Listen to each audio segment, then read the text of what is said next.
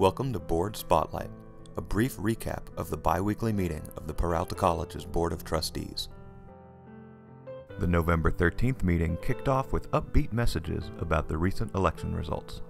I know that a lot of you were out there pounding the pavement, making phone calls, and so forth.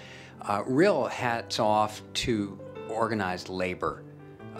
Without labor, we don't get very far in this state and moving this stuff.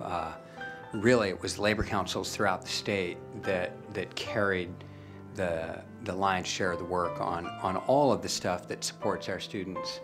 And they did an amazing job of beating back Prop 32, but then proactively supporting Prop 30. Followed up by an inspirational presentation about efforts to support our undocumented students. For the fall 2012 semester, we have 860 students under the AB 540 status. Our students have to take the first step to decide to reveal the identity as undocumented or AB 540 students. And by taking that risk, they're not sure of how the response will be by identifying themselves.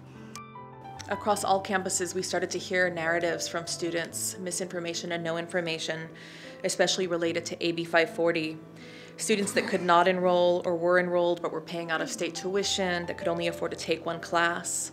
We were really concerned about the misinformation that was there.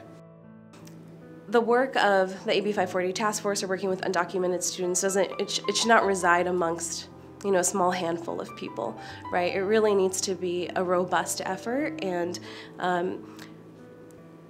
as we're having conversations about equity, we also need to be including undocumented students, just as we're looking at low-income students or ethnic minority students.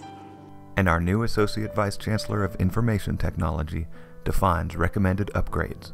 One thing that's interesting is, we have not upgraded since 8-9, and that was in 2005.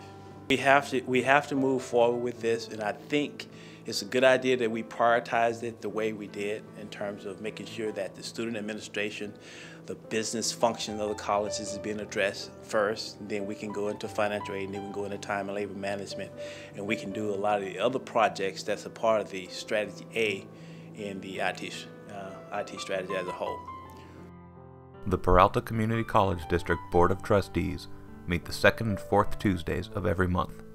All meetings are open to the public and broadcast live on Peralta TV. Past meetings are available for viewing on the internet at peralta.edu/trustees/meetings-votelog.